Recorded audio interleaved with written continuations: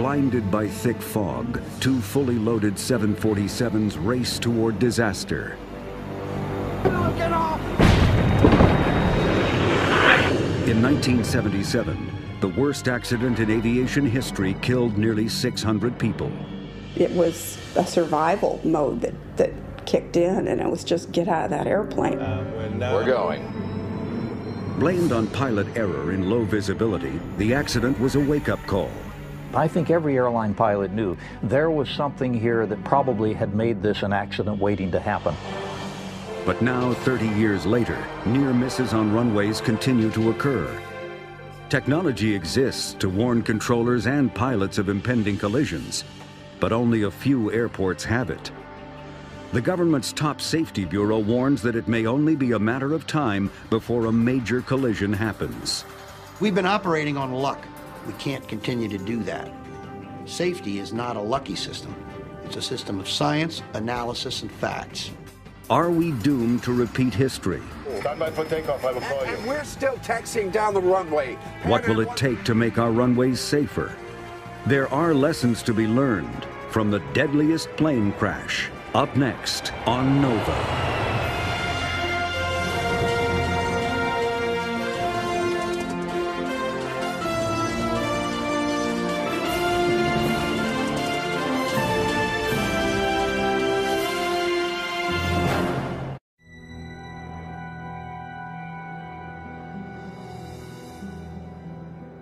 Close to the shores of Africa, surrounded by warm seas, are 7 volcanic islands called the Canaries. This Spanish territory is one of the world's most popular tourist destinations. On March 27, 1977, a KLM 747 prepares to depart from the Canary island, Tenerife. Ready for startup in sequence 1, 2, 3, 4. Affirmative, ready on 1. The huge jumbo jet taxis into position. At the same time, a thick fog gathers on the runway, cutting visibility. The pilot, Jacob Van Zanten, has logged more than 11,000 hours in the cockpit. But despite his years of experience, he makes a terrible mistake. One that will baffle experts for decades to come. He begins his takeoff without clearance from the tower. What he doesn't realize is that another plane, a Pan Am 747, is taxiing on the same runway. That son of a bitch is coming straight at us!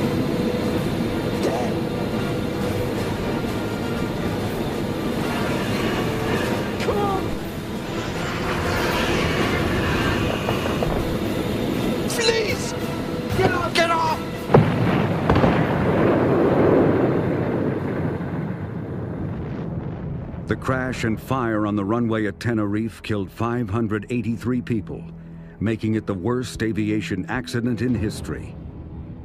The handful who survived recall a harrowing ordeal. We had 28 people in the upstairs lounge. The lounge was no longer on the airplane. I looked in the cabin and everything was on fire. I thought, oh my God, we're trapped. Joan was standing there yelling, "Suzanne, take my hand." It was a survival mode that kicked in, and it was just get out of that airplane. I said, I will jump and try and break your fall. I felt so responsible because I couldn't take care of my passengers, and so helpless in looking back and knowing that there's nothing you can do. You can't get back in the aircraft. There's no way to get in it, and it's all on fire. As the news spreads around the world, everyone wants to know, how could such a devastating accident occur? And why would such a seasoned pilot violate such a basic rule of aviation? I can't emphasize to you enough how incredibly seismic this accident was. This was the granddaddy, not only of accidents in terms of number of deaths and the fact that it was 2 747s, this was so horrific, involving the best and the brightest of pilots. We had to get inside this pilot's mind. We had to know what happened. The story of the worst accident in aviation history begins about 4 hours before the crash.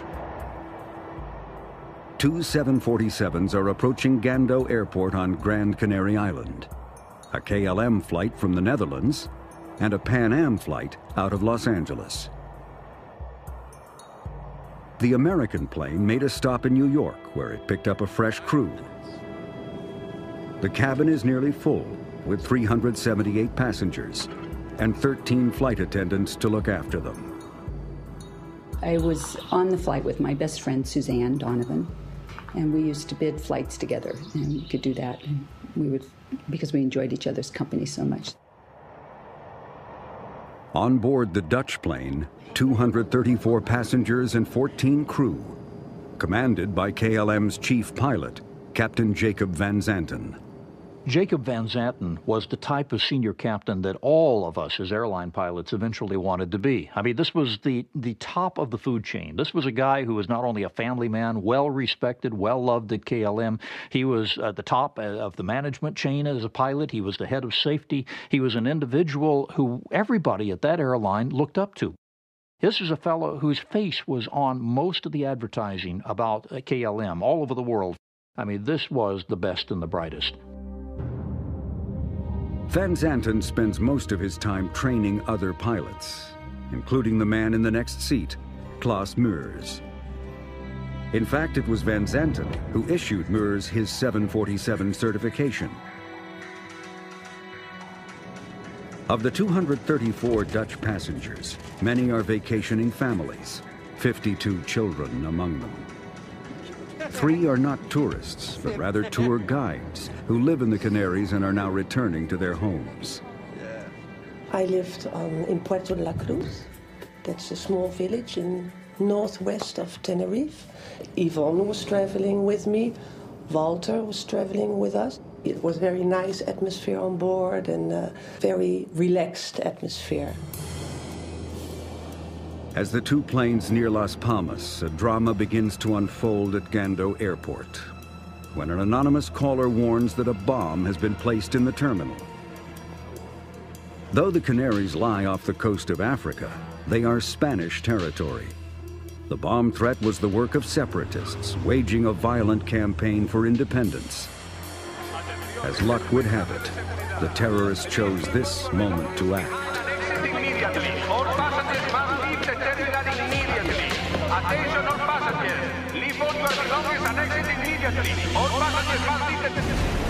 A few minutes after the call, a bomb explodes at Gando Airport. Gando, KLM 4805 is with you now. KLM 4805 Gando, the airport is closed. The tower at Gando radios the KLM pilot that the airport is closed. All planes are diverted to Los Rodeos Airport on nearby Tenerife Island. This diversion could prove to be a significant problem. The KLM crew is scheduled to return to Amsterdam later that day. A long delay at Tenerife could put them past their duty time limits. Pilots are limited as to the amount that they can work in any given day. And after that, there's a required rest period. And this is done to combat fatigue and to help reduce the likelihood of errors. In the KLM case, they were beginning to push that limit. And that is always a concern, because if you can't complete the flight, now you have to overnight yourself and unexpectedly all of your passengers in a remote location that may or may not actually be able to accommodate them. 1736, good afternoon. Pan Am 1736 Gando, the airport is closed. The tower diverts the Pan Am plane as well. The first officer requests permission to remain in a holding pattern until the airport is reopened, but the request is denied. Negative, sir. I say again, the airport is closed. I think they just had so much traffic to deal with, they didn't have time to even consider giving an airplane clearance to hold or whatever. So that's what I assume, that they had made up their mind that they were just diverting everyone to Tenerife. So now both jumbo jets find themselves heading for the smaller Los Rodeos Airport on the island of Tenerife, half an hour away. It has only one runway, but it's the closest alternative. Tenerife was a commercial airport, but it was a smaller airport. It was perfectly okay to bring a 747 in there on a diversion, but not a whole fleet of airplanes, as happened on that day. The problem was there weren't enough places to park them, there weren't enough people on fuel trucks, there wasn't enough in the way of facilities to handle this influx of passengers, and it was frustrating for every one of the air crews involved. Ladies and gentlemen, this is Captain Victor Grubbs breaks the news to the weary passengers who've been traveling for more than 12 hours already. When they made the announcement that we were not going to be able to land right then at Las Palmas, mostly I was frustrated because it had been a really long trip, and I was tired, and time changes and this and that. So I guess I would say the chief feeling was frustration and sadness that we couldn't immediately disembark. People were not happy about this because it was not a good omen, you know. It was not a good omen having this take place. For the air traffic controllers at Los Rodeos, it's bad news as well. It's Sunday. Only 2 controllers are on duty, and they're not accustomed to handling this much traffic. KLM 4805, you are number 3 behind the 737. Report outer marker. 4805, follow the 737, report outer marker.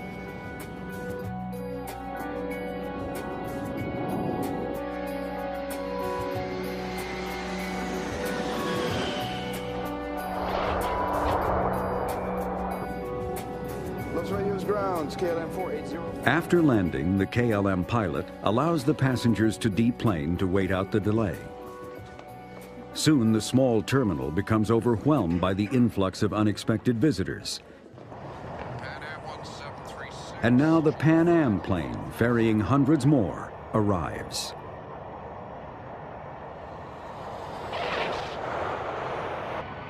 The ground situation was a traffic jam, because when we landed there, the ramp was so crowded with other airplanes, and we were directed to taxi down to the end of the ramp area and park behind 3 other airplanes.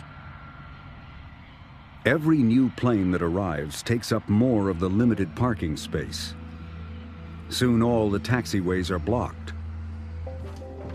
The controllers discuss how best to maneuver the planes when it comes time to take off.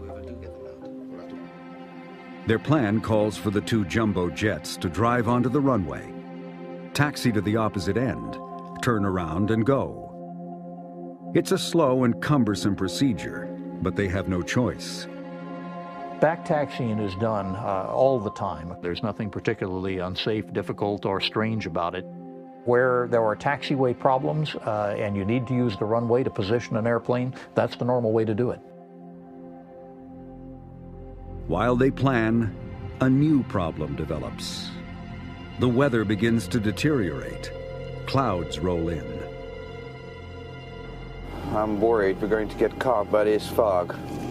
All we need now is for them to close The KLM pilot worries that if they remain on the ground too long, they will have to go off duty, stranding everyone for the night. Meanwhile, back in the terminal, the tour guide, Robina, has decided to stay on Tenerife, which is where her boyfriend lives. She tries in vain to persuade her friends to stay with her. They were making plans, you know, we're going to have dinner here and then we're going to have a drink there, and we just wanted to go back to him. In the end, it's love that saves Robina. I met Robina in December 1976. I fell in love, and we've never been separated. No, again, afterwards. With all diverted aircraft now on the ground, the tower crew suddenly has little to do except worry about the weather and listen to a soccer match to pass the time. Rodeos, Gando. Rodeos, go ahead. Gando to Tenerife ATC, we've just reopened. Until word comes that Gando Airport has reopened, and at last, everyone can leave.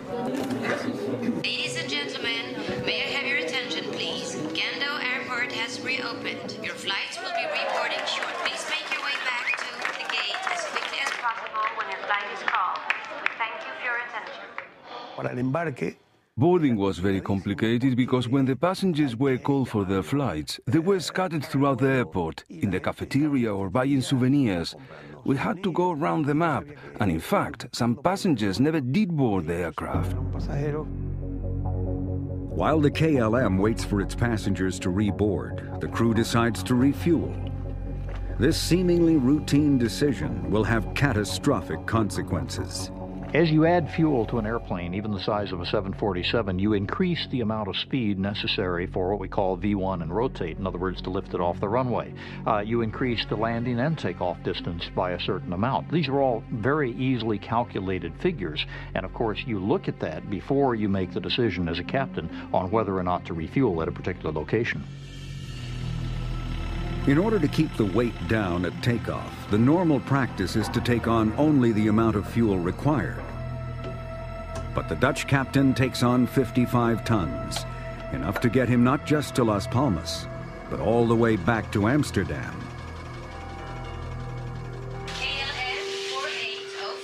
Inside the terminal, all the passengers are called to rejoin their flights. Meanwhile, Robina says goodbye to her friends. Well, they wanted me to go with them. And they really tried to persuade me, and I tried to persuade them to stay. You know. And yeah, but that's how it goes. The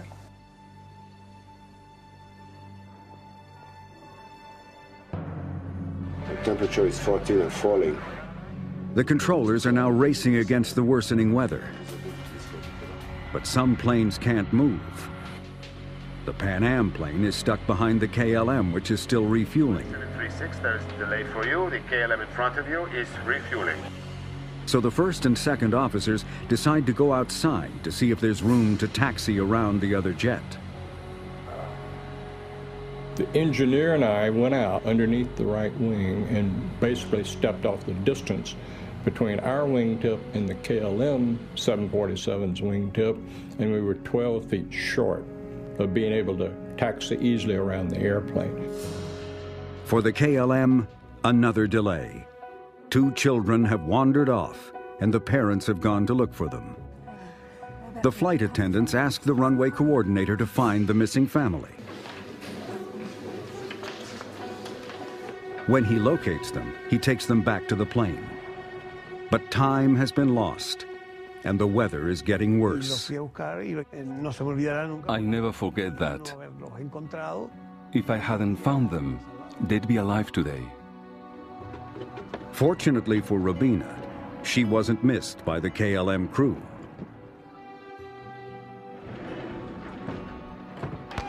Station calling to start. Ground.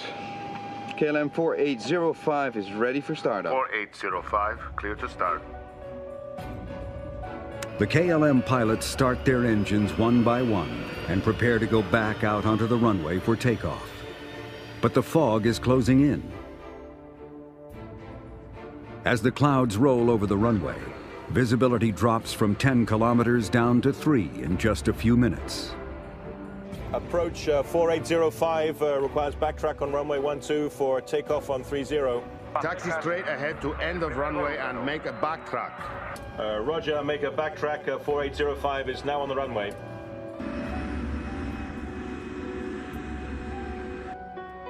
Pan Am 1736, ready to start. Pan Am 1736, clear to taxi on runway following the KLM. Pan Am 1736. Basically, our instructions were to follow KLM, to backtrack down the runway. Now, backtrack means that you're taxiing down the runway in the opposite direction of the takeoff, following KLM. The second 747, weighing 335 tons, turns onto the runway and creeps along at about 10 miles per hour. The 2 aircraft are on the same runway. The visibility is fluctuating, but it's still very poor. And we saw the fog bank come off of the right hill and proceed down and stop right on the runway. So our visibility went from unlimited to 500 meters. We lost sight of the KLM airplane. The American pilots are nervous. They can't see the KLM plane, and that means that the KLM can't see them, even when it turns around. The Pan Am has to turn off the runway, but where? It's from this moment that we know from the voice and data recorders in both planes, and from the tower recorder, exactly what transpired. The tower now confirms that visibility has dropped to 500 meters. There are several things you're worried about immediately as the visibility drops.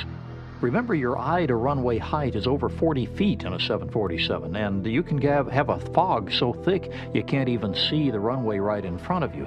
Secondly, you're worrying about whether, when you get to the end of the runway, you're going to have legal visibility for takeoff. Look at it out there. I mean, this cloud just rolled right onto us. I don't think anybody has the minimums now. We turned our charts over, and it said RVR, minimum 700 meters visibility.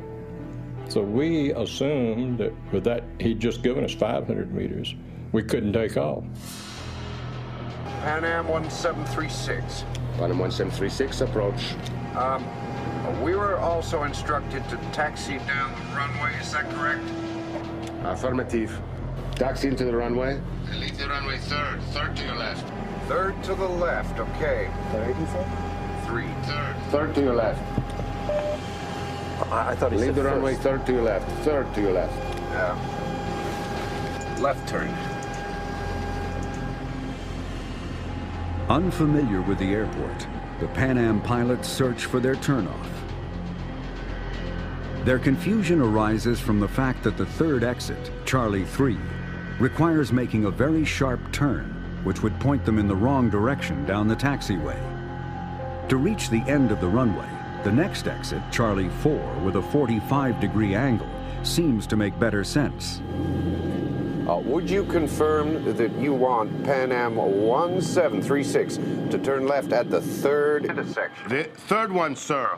1, 2, 3. Third one. 1, 2. Good, well, that's what we need, right? The third one. 1, 2, 3. Pan Am was told to take the third taxiway. Well, third from what became the question. Was he counting the taxiway they had come out of? Which taxiway was the first one in the count? There were several turnoffs of the runway, and one of which was very hard to make because it was such an extreme angle. 1736, report runway clear. Pan Am 1736. We couldn't see any taxiways. We couldn't see barely the center line of the runway we were taxiing on, but we knew that the 45-degree angle to the left was a taxiway to take. Meanwhile, the KLM, half a mile ahead and hidden in the fog, nears the end of the runway. Back in the tower, things are becoming tense. For several minutes, they've been unable to see either jumbo jet on the runway. Your different airplanes that you're controlling are going to report to you precisely what they're doing and where they are. This is the theory. That controller has to maintain a clear mental lock on where these individuals are, these airplanes, at all times. Pan Am 1736, approach. Position, please. 1736, just checking that... That's the 45. The tower asks the Pan Am plane to report its position, and it's clear from the transcript that the crew still cannot find the turnoff. Yeah, but it goes ahead. I think it'll take us to the taxiway. Maybe he counts these as 3. Oh, I like this. The visibility goes up and down by the minute. In the KLM, Captain Van Zanten is worried that the airport will close. There's a good chance he's going to be trapped on the ground, forced to spend the night at Los Rodeos. Not an enticing prospect. Here's what Jacob would have been thinking about. If I have to shut the operation down and give my guys 12 hours of rest, and myself, I'm going to have to buy rooms for the outbound passengers. That's for one day. That's going to be a huge expense. I'm going to have a 747 sitting on the ramp where it shouldn't be, and one less bird to fly the next scheduled trips out of Amsterdam. That's going to cost us a little bit of time and money. But the most important thing, and this is true, is the embarrassment of a senior leader in being unable to make happen what he wanted to have happen. At the end of the runway, the plane begins its 180-degree turn. It's just after 5 p.m. The two aircraft are now face to face, a half a mile apart, unable to see each other in the fog. Okay, we have 700 meters visibility here now. Wait a minute. We don't have ATC clearance. I know that. Go ahead, ask. KLM 4805 is now ready for takeoff. We're waiting for ATC clearance. KLM 4805, you're cleared to the Papa Beacon. Climb to and maintain... Air traffic control clearance is permission to fly the route once airborne, but it's not permission to take off. That has to be obtained separately. Las Palmas VOR. Roger, sir. We're cleared to the Papa Beacon, flight level 90. Right turn out 040 until intercepting the 325. We're going. No! Stand by for takeoff, I will call you. And we're still taxiing down the runway. Pan Am 1736. Pan Am 1736, report runway cleared. Okay, we'll report when we're clear. Thank you, 1736. He asked us, were we off the runway? And I responded back, negative. We are still on the runway, but we will report clear of the runway. That was the last thing I said over the radio.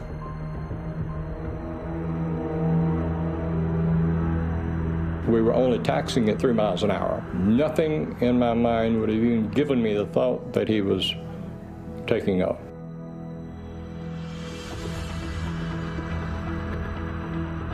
Isn't it clear then? What do you say? Isn't it clear that Pan Am? Oh, yes. The die is cast. With every second, the KLM is going faster and faster. At that moment, the Pan Am begins to turn off the runway. Damn, that son of a bitch is coming straight at us!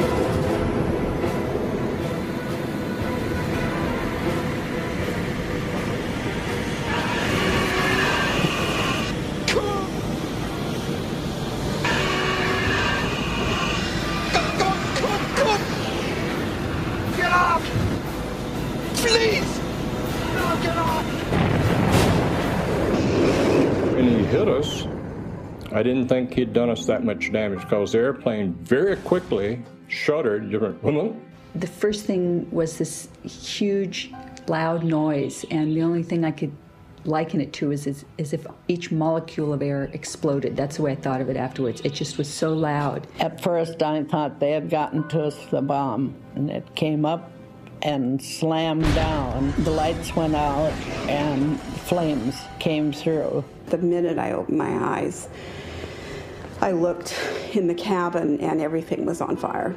All the windows were going in the cockpit. I looked out to the right wing was on fire.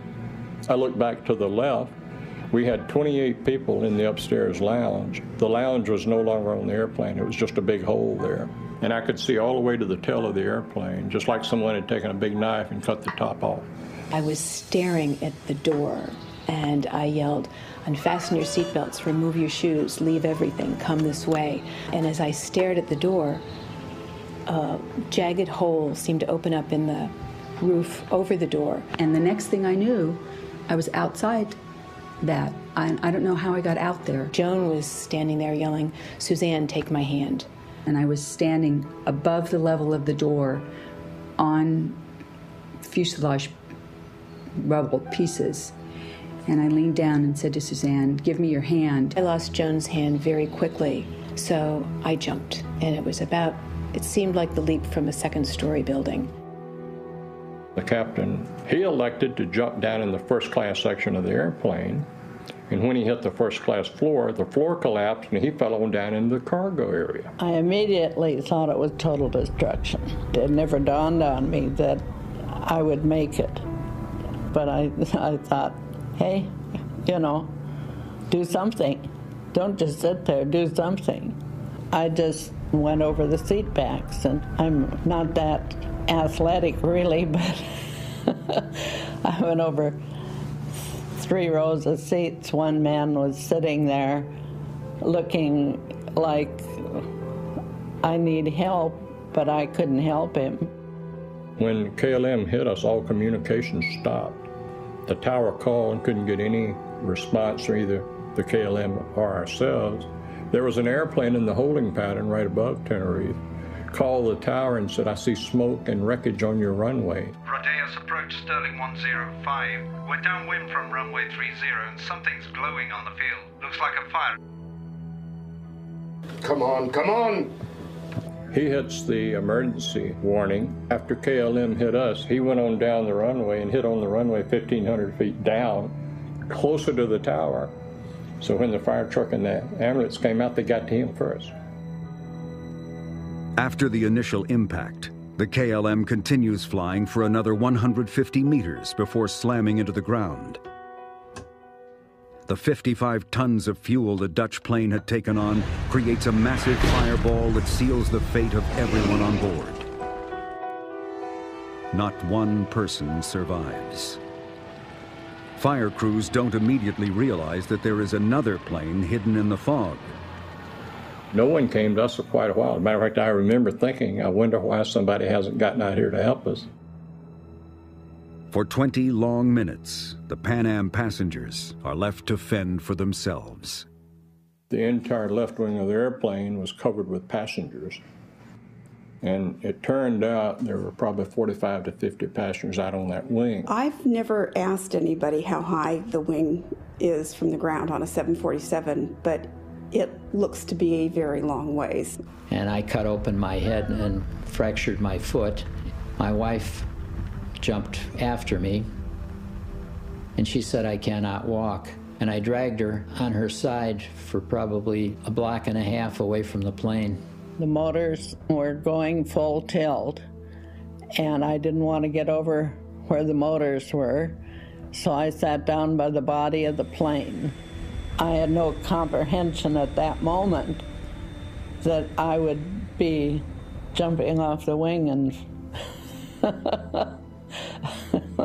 In the debris, you knew there were trapped passengers and people, and there was absolutely nothing you could do to help because the airplane was collapsing in on people.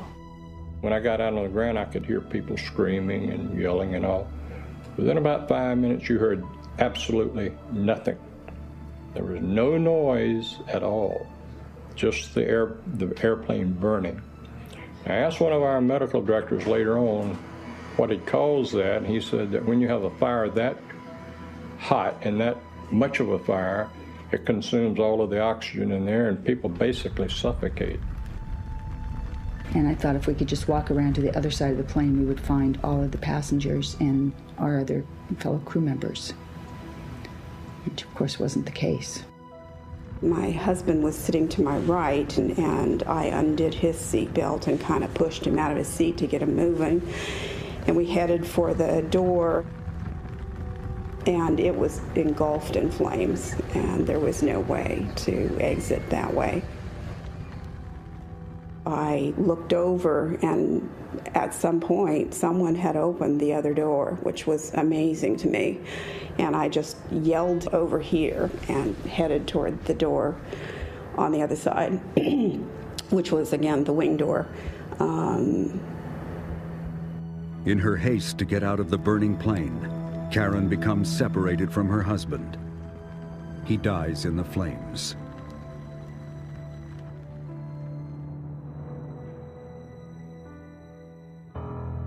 Later, Spanish authorities set up a morgue in one of the hangars. 583 people died. Even today, it's still the highest death toll of any aviation disaster. And soon everyone began asking the same questions. How and why could two state-of-the-art airliners smash into each other on the same runway?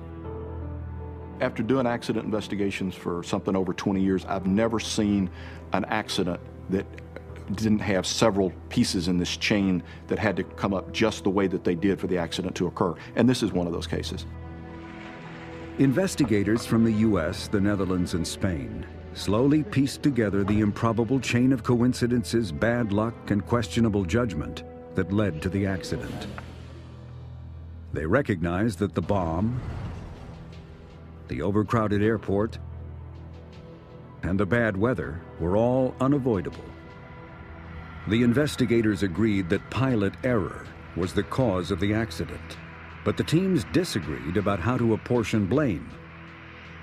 The Dutch complained that the controllers in the tower used non-standard terminology, and that the two men were listening to a soccer match while they worked.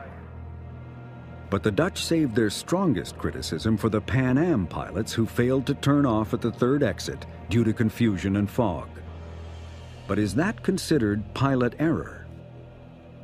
There is no experienced aircrew out there who hasn't missed a turnoff, gone someplace a few feet at least that they shouldn't have gone in an airplane, violated a clearance of some sort inadvertently. Turning off at the wrong taxiway or not turning off is a human mistake. It was not a professional discretionary error, and that's how you have to look at it. Anybody who would try to hang an aircrew for that does not understand the equation.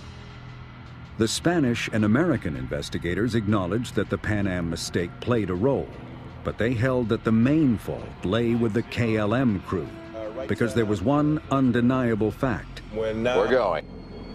Captain Van Zanten took off without proper clearance from the tower. The burning question was, why? The answer revealed a systemic problem that plagued cockpits throughout the aviation industry. At the time of Tenerife, none of the subordinate crew members had the authority to shut down the takeoff, had the authority to tell the captain something the captain didn't want to hear, and on top of that, they had a clear reason to be concerned if they insulted a captain or made the captain mad. The critical turning point came just 67 seconds before the collision. That's when, according to the KLM data and voice recorders, Captain Van Zanten first applied power to the engines. First Officer Mears quickly reminded him that they had not yet received air traffic clearance. This was an almost unthinkable error for an experienced pilot to make.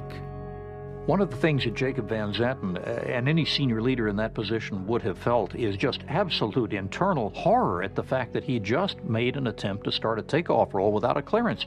The embarrassment level is just beyond belief, and he's just made a mistake like this. The tower then relayed to KLM an ATC clearance, which is not the same as permission to take off. What happened next stunned investigators. Captain Van Zanten repeated his earlier mistake and began to apply power again. And this time, no one spoke up. You make a mistake, you start thinking about the mistake, you begin to make more and more errors. This is a very familiar syndrome. We call it checkitis in aviation. Even somebody as experienced as Van Zanten had to have a certain part of his mentality pulled away to deal with the embarrassment of this. And then, this is one of the reasons, understanding this, why the co-pilot would have opted just to tell the tower that they were rolling, rather than once again turning to his senior leader and embarrassing him yet another time. As they began their takeoff roll, the collision might yet have been averted, if not for a terrible piece of bad luck. First Officer Mears told the tower that they were beginning their roll. The tower told them to stand by. At the same time, the Pan Am cockpit warned that they were still on the runway. In the KLM cockpit, these simultaneous transmissions were audible, but barely. When you want to speak in the radio, you mash down on the transmit button, and that means that if someone else is trying to transmit at the same time, it's not necessarily certain that his transmission is going to get through. And that occurred with the Pan Am jet in this accident, that their transmission, that they were still on the runway, only came through partially or was incomplete at the same time that the KLM airplane had initiated its takeoff roll. It's possible that Van Zanten didn't hear either message, although the KLM flight engineer appeared to react to it. Isn't it clear then? What do you say? Isn't it clear that Pan Am? Oh, yes. Those are the last clear words on the KLM voice recorder. The data recorder, though, suggested that Captain Van Zanten quickly realized that he was on a collision course, because he tried to take off early. The airplane is accelerating rapidly during the takeoff roll, and it's covering hundreds of feet per second, so that by the time he saw it, there was no hope that he was going to be able to stop in time to avoid the collision. That only left him the possibility of trying to fly over the top of it. And as he rotated to try to get the 747 airborne at the earliest possible moment, it struck the tail and there was impact marks on the runway. They only had 3 or 4 seconds to sort it out. Please! No, get off!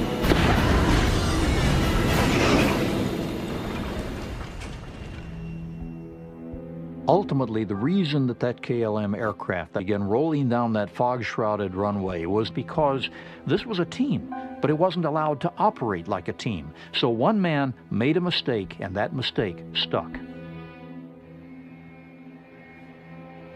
Today, 30 years later, cockpit culture is very different. Pilots are trained not only to tolerate input from other members of the crew, but to encourage it. There has been an effort to, if you will, flatten the authority gradient, so even though you may have many years of experience separating the captain from the first officer, they are operating much more closely as a team rather than as the guy in charge and his the knight's squire, as it were, operating alongside him.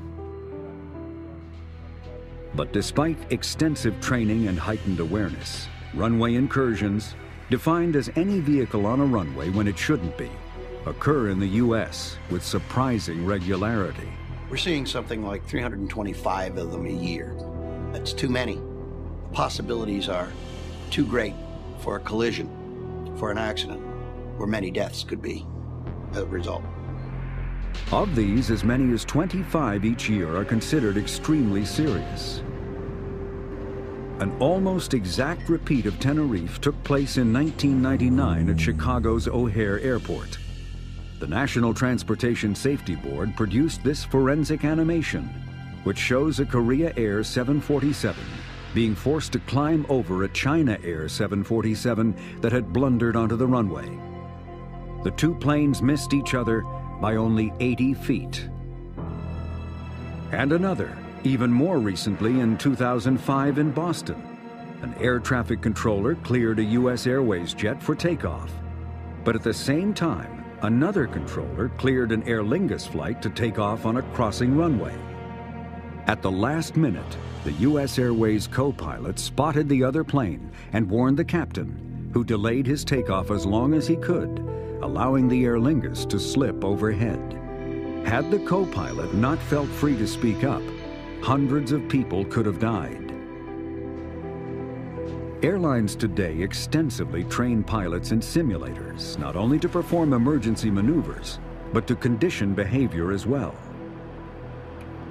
One of the things we do is take situations that involve the human factors element, crews coordinating and working together, and we say we will be given situations to say, here's what happened on some flight. Now, how would you have done it differently? And the result of which is to get crews to work better together so that this doesn't become a point of contention. But improved pilot training is only one defense in a system with as many potential failing points as there are human beings involved. There's 15,000 controllers, over 600,000 pilots, and hundreds of thousands of drivers that operate on the nation's airports. They're all subject to making human error.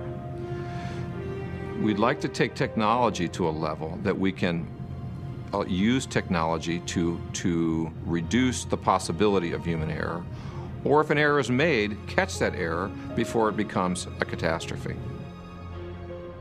The Federal Aviation Administration has spent millions of dollars to improve taxiway markings and lighting at airports. And at some airports, the agency has installed technology to track movement on runways, to warn controllers of impending collisions. The NTSB insists that alerting the control tower of potential accidents is still not enough. It doesn't really get us to where we want to be, which is with a redundant system that provides communication to the cockpit crew so that they can make the final decision whether they should go across an active runway, go around in case there is an occupied runway. That's really what we believe will prevent runway incursions.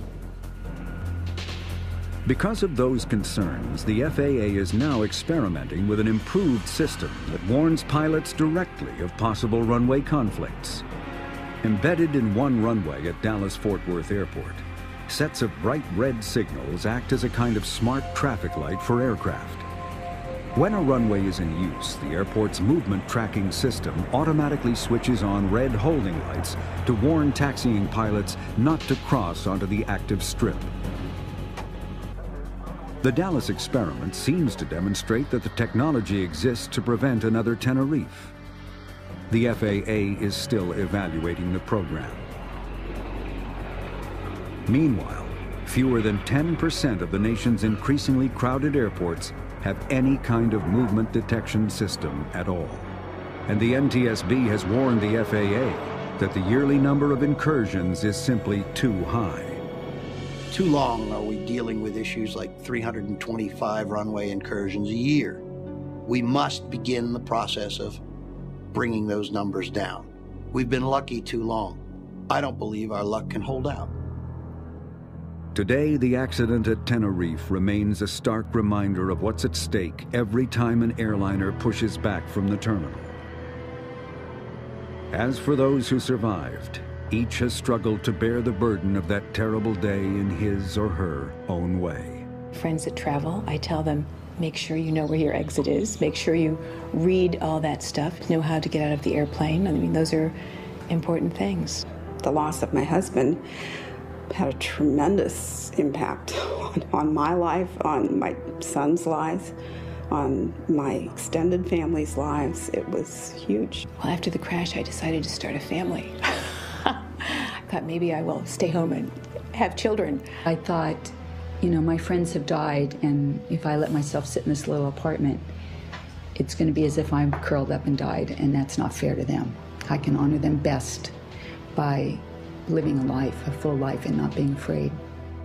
I think it brought home to me how quickly you can leave this life and how everyone should enjoy life every and each day as much as you possibly can. I felt ashamed the first while. And a long time I thought, you know, I wish I died because I felt very bad. I was scared for quite a while after the crash, but I knew if I flew with Joan, she would pull me out again.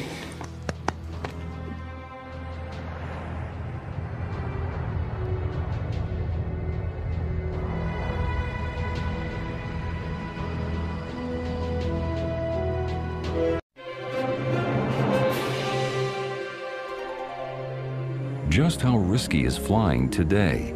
Find out on NOVA's The Deadliest Plane Crash website. Go to pbs.org.